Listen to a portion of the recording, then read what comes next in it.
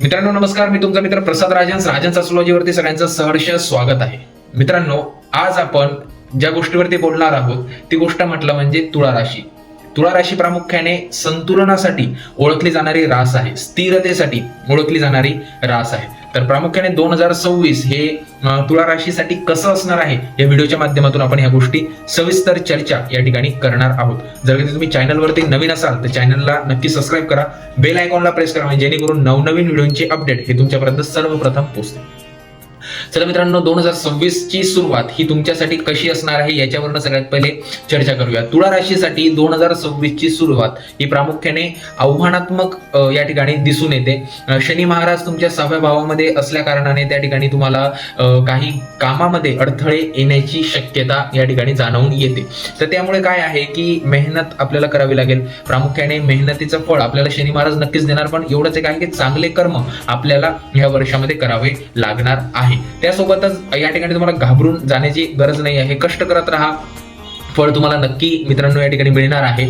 जून 2026 नंतर जेव्हा गुरु तुमच्या दशम भावामध्ये त्या ठिकाणी येतील, प्रवेश करतील, तेव्हा नोकरीचे मोठे मोठे योग किंवा पदोन्नतीचे चांगले योग त्या ठिकाणी तुम्हाला पाहायला मिळतात. ज्यांना नवीन नोकरीच्या जे जातक नवीन नोकरीच्या शोधात आहे त्यांना एप्रिल ते ऑगस्ट या काळ हा फार अत्यंत शुभ काळ या ठिकाणी आपण मानायला काही हरकत नाही.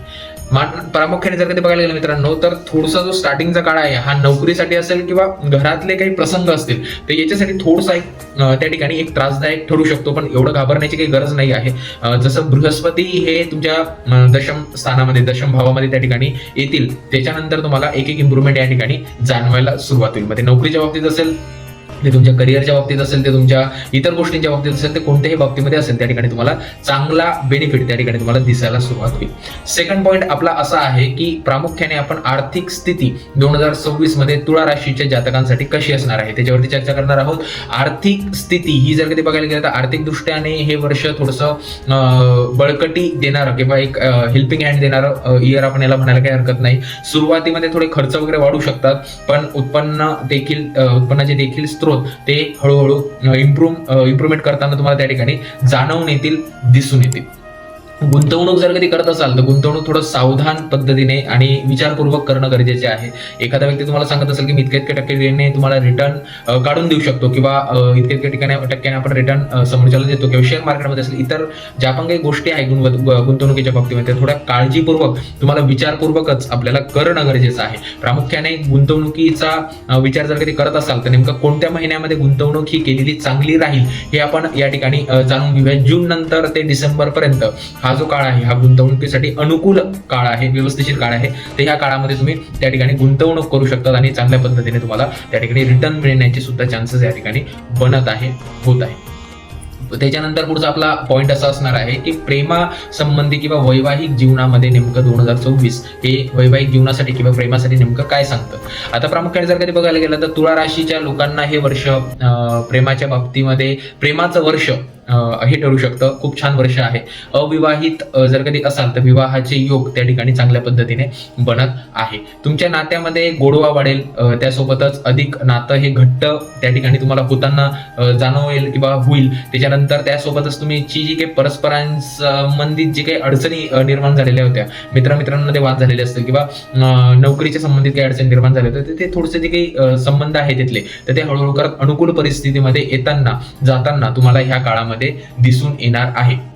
पण प्रामुख्याने जर कधी बघायला गेलं तर काही गोष्टी लक्षात ठेवणं गरजेचं आहे. राहू 5व्या भावामध्ये आपल्या आहे, त्यामुळे थोडेसे गैरसमज होण्याचे, मिसअंडरस्टँडिंग क्रिएट होण्याचे प्रसंग त्या ठिकाणी जाणवून येतात, बनतात. तर त्याच्यामुळे थोडंसं कोणालाही शब्द देत असाल किंवा कोणतीही गोष्ट करत असाल किंवा कोणताही वादात रूपांतर होणारं सिच्युएशन जर कधी त्या ठिकाणी निर्माण होत असेल तर त्या ठिकाणी काळजी तुम्हाला एकच घ्यायची आहे की त्या ठिकाणी पटकन तुम्ही एक आपली काढती वाट आपण त्या ठिकाणी धरायची आहे आणि त्या ठिकाणून आपण निघून जायचं आहे. जास्त त्या ठिकाणी बार्गेनिंग जर कधी होत असेल तर त्या ठिकाणी जास्त थांबायचं नाही आहे, कारण त्याच्याने एक क्रिटिकल प्रॉब्लेम त्या ठिकाणी निर्माण होताना आपल्याला जाणवून येतील, दिसतील.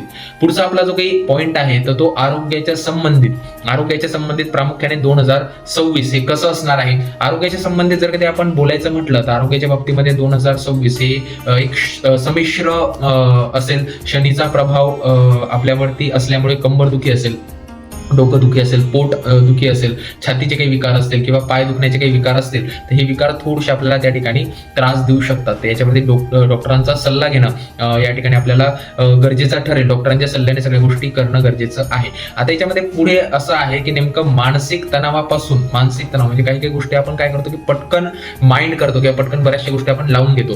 काही ठिकाणी राग झाला, काही ठिकाणी त्रास झाला, तर त्या ठिकाणी आपण काय करतो तर त्या गोष्टींचा विचार करत बसतो. त्याच्याने जो मानसिक ताण आहे, तर मानसिक ताण वाढू शकतो. मग तो प्रामुख्याने नोकरीच्या संबंधामधून येऊ शकतो किंवा तुमच्या घरामध्ये काही वादविवाद झाले त्याच्यातून येऊ शकतो, बाहेर मित्रांमध्ये काही झालं त्याच्यामधून येऊ शकतो. कोणत्याही गोष्टीमधून या ठिकाणी जर कधी बघायला गेलं तर ते मिसअंडरस्टँडिंगमुळे मानसिक तणाव या ठिकाणी निर्माण होताना आपल्याला दिसून येत आहे. तर त्याच्यासाठी एक सल्ला तुम्हाला देतो की रोज सकाळी मेडिटेशन करणं आपल्याला गरजेचं आहे. मेडिटेशनने जी काही तुमची विल पॉवर आहे, आतमधली जी काही शक्ती आहे, ज्या अष्टशक्ती आपण ज्याला म्हणतो, तर त्या जागृत होतात आणि आपण स्थिर होण्यासाठी आपल्याला ते मदत करतात. तर त्याच्यामुळे मेडिटेशन करणं ही मानसिक स्थिरतेसाठी फार महत्वाची गोष्ट आहे.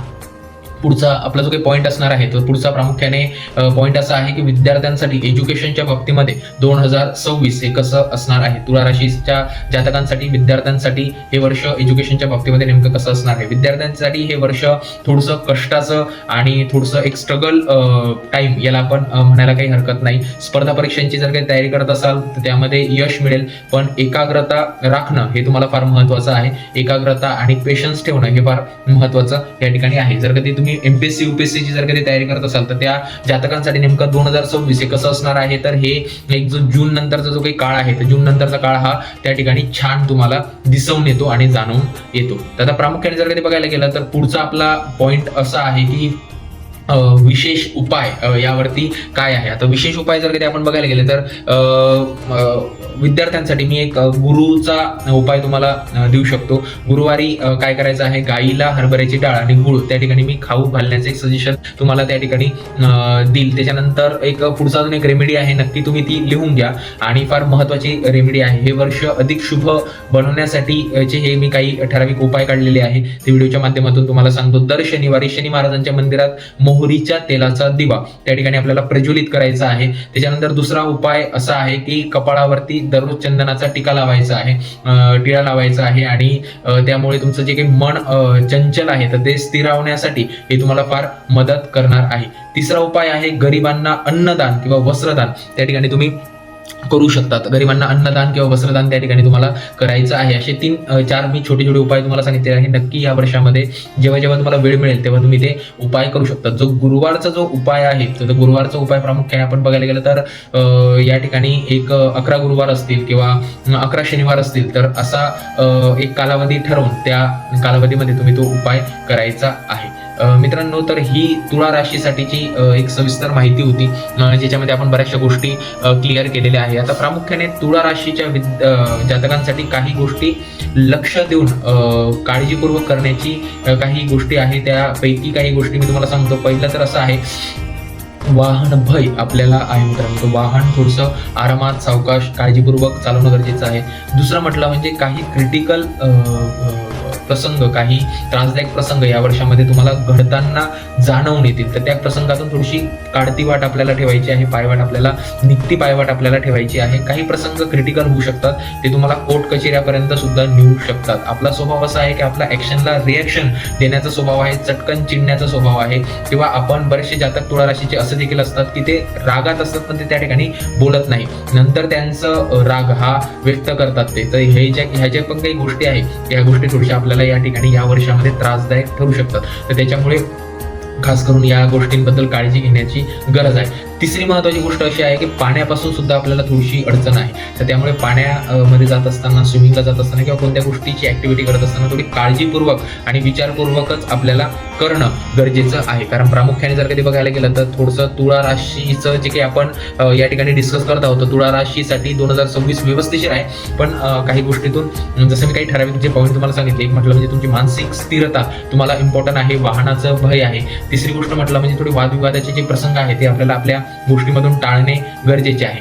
जर कधी ह्या गोष्टी आपण केल्या, झाल्या, जमल्या, तर ह्या वर्षासारखं वर्ष नाही. खास करून जून नंतर आपल्याला आपल्या प्रामुख्याने या वर्षाची जे पण काही स्थिरता आहे किंवा या वर्षाचा जो पण काही बेनिफिट आहे तो चांगल्या पद्धतीने पाहायला मिळेल. गुंतवणूक करत असताना तर काळजीपूर्वक गुंतवणूक करणं फक्त गरजेचं आहे. जून नंतर तुम्ही करू शकता, पण तो पण एखाद्या तज्ञाचा सल्ला घेऊनच आपण त्या ठिकाणी गुंतवणूक करावी असं माझं मत आहे. तर प्रामुख्याने जर कधी बघायला गेलं तर करिअरच्या बाबतीमध्ये असेल किंवा इतर कोणत्याही गोष्टीच्या बाबतीमध्ये असेल 2026 हे उत्तम आहे, व्यवस्थिशीर आहे तुळा राशीच्या जातकांसाठी.